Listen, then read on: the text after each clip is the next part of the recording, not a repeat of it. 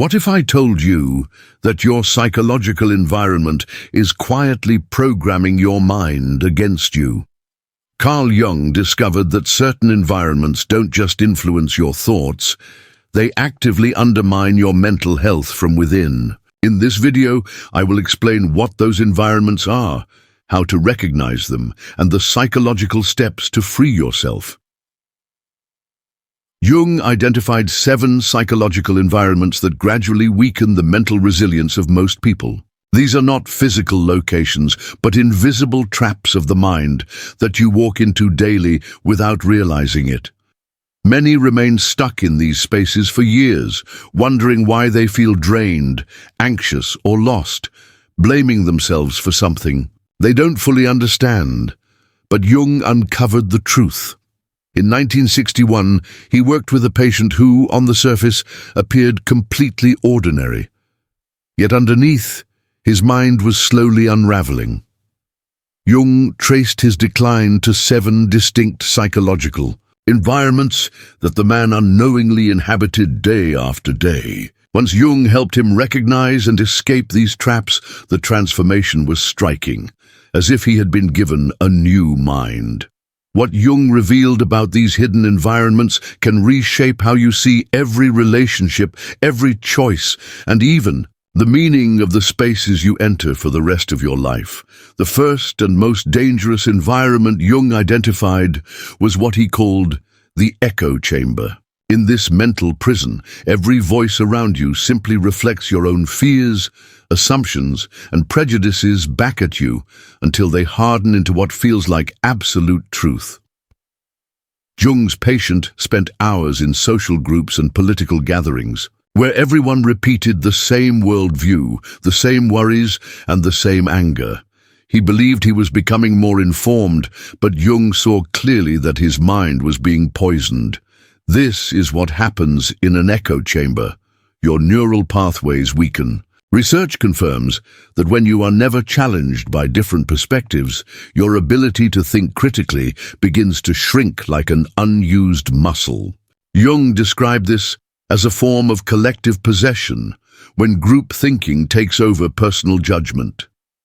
The patient stopped questioning because questioning felt like betrayal. The signs of being trapped in an echo chamber are easy to recognize. You can predict exactly what those around you will say on almost any subject. Opposing opinions feel like threats rather than opportunities to learn. You stop asking the crucial question, what if I'm wrong? Conversations turn into repetitive cycles that only reinforce what you already believe. Jung noticed that people inside echo chambers don't just stop growing, they begin to shrink. Their thinking becomes narrower, weaker, and more fearful, and they depend on the group's approval to feel safe. But that is only the beginning. Once weakened by the echo chamber, you become vulnerable to the second destructive environment, the arena of comparison, where self-worth is defined only in relation to the achievements of others. Jung's patient, already fragile, became consumed with comparing his life to that of his peers. Every story of success he heard felt like a personal failure. Even his own accomplishments lost their meaning the moment someone else achieved more. Studies confirm what Jung observed. Constant comparison shrinks the prefrontal cortex, the very part of the brain that supports self-esteem and decision-making. The trap is unforgiving. Comparison doesn't drive improvement. It conditions the brain to search for deficiencies in everything. Jung described this cycle as inflation and deflation. You either feel superior or inferior, but never authentically yourself. The patient explained, I was promoted at work, but all I could think about was how my college friend became a CEO faster than I did. His victories meant little because they were never absolute, only relative. The signs of being trapped in comparison are unmistakable. The success of others makes you feel like a failure. You reach your own goals, yet they seem hollow because someone else achieved more. You live not for what gives you meaning, but for what appears impressive to others. Jung recognized this space as especially dangerous because it separates you from your own values and desires. You stop pursuing what brings joy and instead chase only what earns recognition. But the third space is even more destructive. To see why, we must look at the science. Modern neuroscience supports Jung's insights. Toxic psychological environments trigger a constant release of cortisol, which physically shrinks the hippocampus, the part of the brain that controls memory and emotional regulation. Yet Jung grasped something science had not yet proven. These environments do not just harm you temporarily, they reshape your entire mental state. Spend enough time in them, and your brain begins repeating their patterns even when you're alone. Jung's patient developed what neuroscientists now call learned helplessness. His brain had been trained to expect failure, criticism, and inadequacy. Even in safe places, he could not relax because his neural pathways had been carved by psychological danger. This is why Jung once said, "Until you make the unconscious conscious, it will direct your life and you will call it fate." These environments program your unconscious mind to work against you. And most people never notice because the damage is slow, subtle, and invisible. The third dangerous place Jung described is the theater of performance, where authenticity is punished and only the right mask is rewarded. His patient worked in a corporate environment where showing vulnerability meant professional suicide. He learned to laugh at jokes he didn't enjoy, agree with ideas he didn't believe, and hide every part of himself that clashed with company culture. Jung called this identification with the persona, when the mask you wear becomes the only identity you know. The patient confessed, "I don't know who I am anymore. I've been performing for so long that my true self feels like a stranger."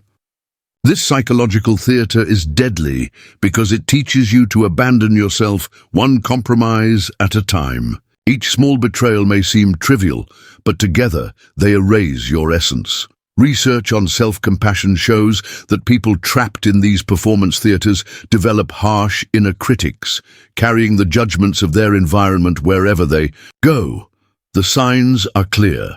You feel drained rather than energized after social interactions. You agree with things you don't believe. You fear expressing opinions that might be unpopular. You feel as if you are wearing a costume you can never take off. Your true thoughts and feelings begin to seem unsafe or inappropriate. The patient put it simply, "I became so good at being what others wanted that I forgot what I wanted. And when I tried to remember, there was nothing left." Jung understood that this environment does not just hide your authentic self, it erases it layer by layer, compromise by compromise, until only an empty shell remains. And because performance theaters force you to hide who you are, they leave you vulnerable to the fourth dangerous space, the place of silent suffering, where emotional needs are buried beneath the illusion of stability. Jung encountered this repeatedly in his practice. Patients who grew up in seemingly perfect families, where love was assumed but never expressed, where problems were ignored instead of faced, where appearances mattered more than connection. One such patient explained, "We never fought, but we never really talked either. I learned that having needs was selfish and showing pain was weakness." This environment creates what Jung called emotional starvation. Your needs don't disappear when ignored. They sink into the unconscious, turning into anxiety, depression, and a hollow emptiness that feels unexplainable. Studies on attachment confirm this. Suppressing emotions in relationships destabilizes the nervous system. The body stays in chronic stress because emotional needs are never met. The greatest danger is that this environment feels normal. The patient reflected, "I thought we were close because we never had conflicts. I didn't realize that avoiding conflict also meant avoiding intimacy." The signs of being trapped in this space are subtle but powerful. You may feel lonely even when surrounded by people. Instead of healing pain, you learn only to cope with it. Asking for emotional support feels selfish or weak. You carry heavy feelings with no safe place to release them. The peace in your relationships feels fragile, as though honesty would destroy it. Jung observed that people in this state often become deeply disconnected from their inner reality. They sense something is wrong, but cannot name it, because naming it would break the unspoken rules of their family or community. And then comes the fifth environment, the storm of chaos. Here, constant mental stimulation drowns out your inner voice until you can no longer hear your own thoughts. Jung's patient lived in this storm permanently. Newspapers demanded his attention, radio programs fueled his anxiety, endless social gatherings drained his energy, work obligations consumed even his private life. He filled every quiet moment with reading, talking, or activity because stillness felt unbearable. What he failed to see was that this wasn't preference, it was avoidance. He feared what silence might reveal, unresolved pain, unmade decisions, or hidden parts of himself he did not want to face. Research shows that chronic overstimulation weakens your ability to think clearly and make sound decisions. The prefrontal cortex becomes overloaded, resorting to impulsive choices simply to reduce mental strain. Jung called this psychic fragmentation, the point where your attention is so scattered that you can no longer weave experiences into wisdom. The patient consumed enormous amounts of information, but could not integrate or truly understand it. The hidden danger lies in the addictive pull of chaos itself. As the brain adapts to constant stimulation, it begins to crave even more intensity just to feel normal. What was once overwhelming becomes the new baseline.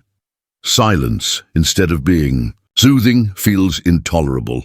Moments of quiet may trigger anxiety because the nervous system has forgotten how to regulate itself. You recognize the storm of chaos when silence drives you immediately toward distraction, grabbing a book, a newspaper, or the radio. You may form opinions on everything, yet lack real depth in anything. Life feels full, yet when asked what you truly accomplished, you struggle to remember. Slowing down does not bring peace but restlessness. You absorb endless streams of information, yet feel empty inside. The patient finally admitted to Jung, "I stay busy because when I stop, everything I've been avoiding catches up with me, but I am exhausted from running."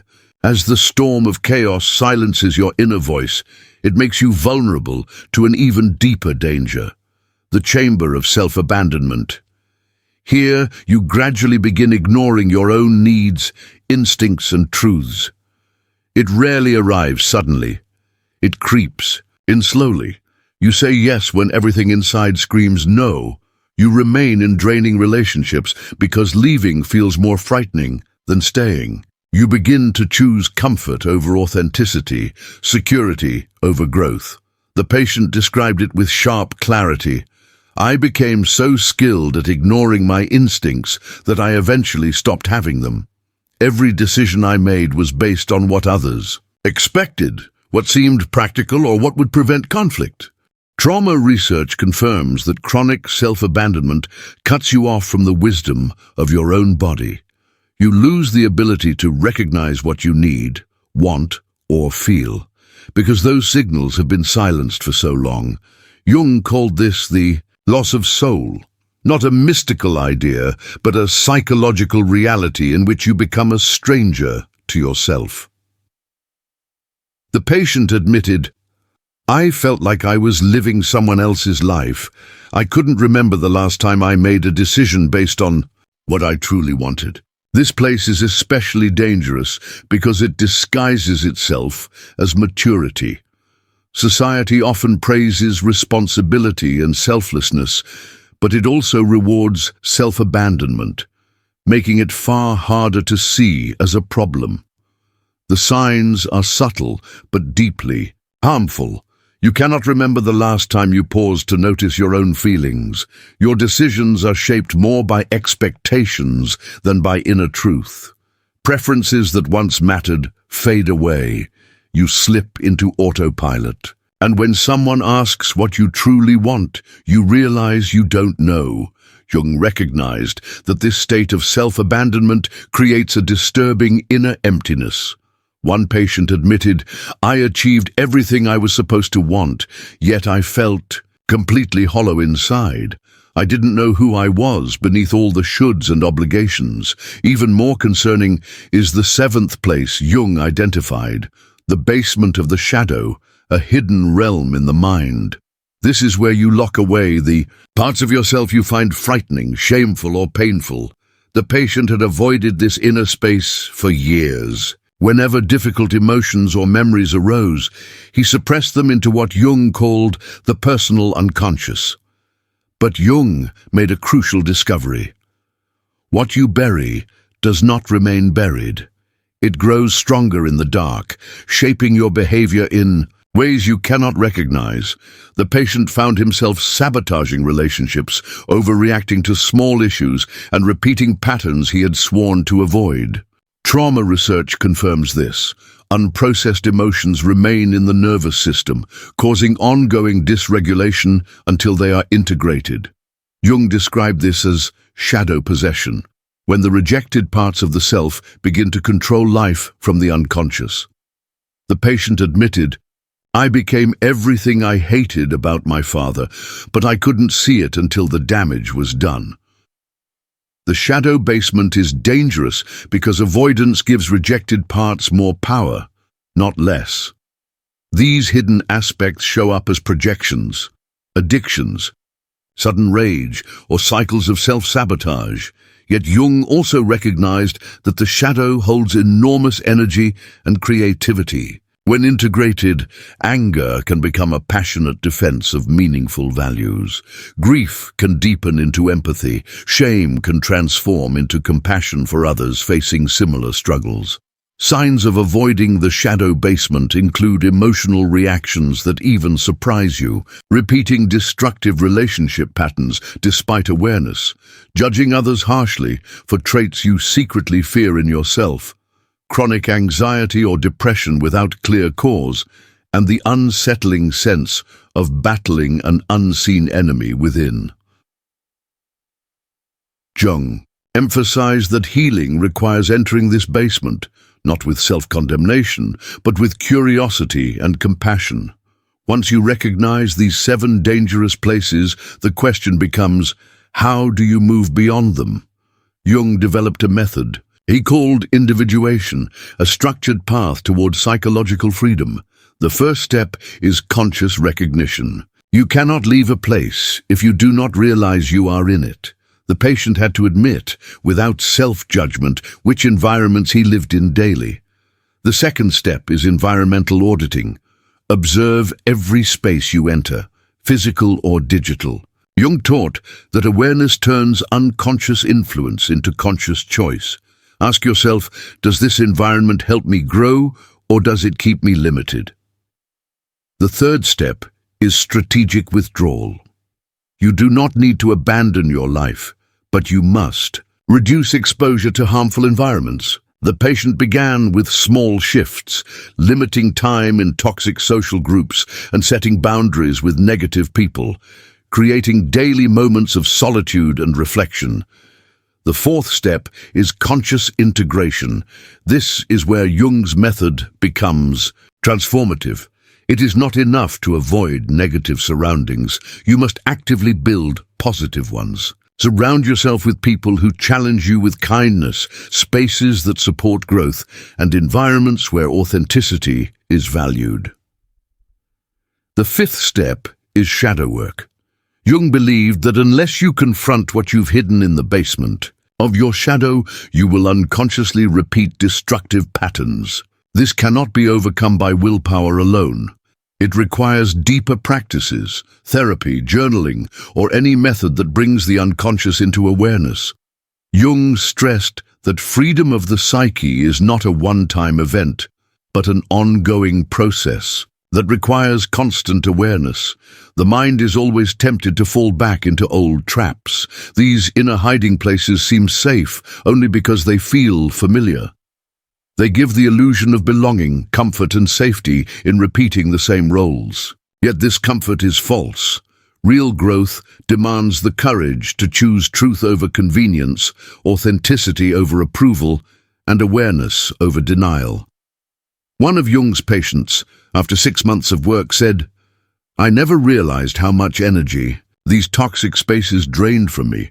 Once I stepped away, I felt as though I had regained my own mind." Jung documented such transformations, which later became a guide for many seeking psychological freedom. When this patient left the echo chamber of unchallenged thought, something remarkable occurred. Their critical thinking expanded. They began to question beliefs once accepted blindly, to seek multiple perspectives instead of repeating group opinions. Their choices shifted away from conformity and toward reason, evidence, and reflection. Another breakthrough came from leaving the cycle of comparison. Outside that arena, the patient uncovered genuine interests and personal goals buried beneath years of measuring worth against others. No longer bound by external standards, they began pursuing work and relationships aligned with true values rather than image. This shift was both liberating and transformative. Yet, leaving the theater of performance was the hardest step. It meant disappointing those who preferred the mask instead of the real self. It required facing the truth that relationships built on performance are not genuine at all. Jung reminded them, "The self that hides behind a role may earn applause, but it will never know real intimacy. True connection only begins when the mask is removed." There was also the space of silent suffering, where pain is hidden and never spoken. Escaping it required learning new skills of communication, how to voice needs, set boundaries, and ask for help. These skills had never been taught in their family. Practicing them felt like learning a new language. Yet without them, silent suffering becomes an invisible prison. To leave the storm of chaos meant building tolerance for stillness. Many flee into chaos because silence feels unbearable. It brings anxiety, boredom, and unresolved emotions. But Jung observed that wisdom only arises in contemplation. When silence is endured, it slowly transforms into clarity, becoming fertile ground for insight. Perhaps the most daunting shift came from escaping self-abandonment. This meant making decisions not for external approval or family and societal expectations, but from one's inner truth. It was frightening because it brought rejection and loss of validation. Yet it was also the first step to living authentically, in alignment with one's deeper essence. The work of shadow integration never truly ends. Each step brings greater wholeness, compassion, and reduces the tendency to project inner wounds onto others. Jung noted that those who escape these traps do not merely feel better, they become fundamentally different. Their choices sharpen, relationships improve, and they begin to embody what he called psychological sovereignty. Still, Jung warned that these inner traps never vanish. They remain seductive and familiar. The echo chamber will still offer easy belonging. The arena of comparison will whisper false motivation. The theater of performance will tempt with approval. Silent suffering will disguise itself as peace. Chaos will distract from deeper wounds. Self-abandonment will promise escape from conflict, and the shadow will always conceal shame. But none of these spaces offer true freedom. Real strength comes only from choosing growth over comfort, authenticity over approval, and awareness over denial. Jung said the essential question is not whether you will face these places, you surely will. The real question is whether you will recognize them, find the courage to leave, and create a healthier environment where others too can be free. Jung believed the future of human consciousness depends on individuals who choose psychological freedom over the unconscious pull of the collective. That choice begins with something simple yet profound, recognizing where you stand today and deciding where you truly want to be. Your mind is not your enemy, but the places where you allow it to dwell can either become a prison or a path to liberation. Which of these 7 inner traps have you spent too much of your time in? Think about this carefully, because even if the answer feels uncomfortable, acknowledging it is already the start of something greater. Naming the place where we have been stuck often becomes the first step toward psychological freedom. To recognize where we have been is to see the unseen chains that hold us back, and once those chains are brought into view, they begin to lose their strength. This is why self-awareness is not optional, but essential. Without it, we remain trapped in the same patterns, walking the same inner landscapes, unaware that freedom is only one honest recognition away. Take a moment to reflect. Was it the place of fear, where every choice seemed too risky and opportunities slipped by because doubt spoke louder than courage? Or perhaps the place of anger, where resentment built walls so high that love and understanding could no longer enter? Some of us have lived in the place of comparison, where our worth was measured against the lives of others, leaving us blind to our own light. Others have stayed too long in the place of regret, endlessly replaying past events as if they could be changed, when in reality they can only be accepted and integrated. And some dwell in the place of apathy, where nothing feels meaningful, passion is silenced, and life becomes a dull repetition. Wherever your answer lies, do not judge yourself harshly. Every human being spends time in these places. They are part of our shared condition. What matters is not that you have been there, but that you are willing to recognize it now.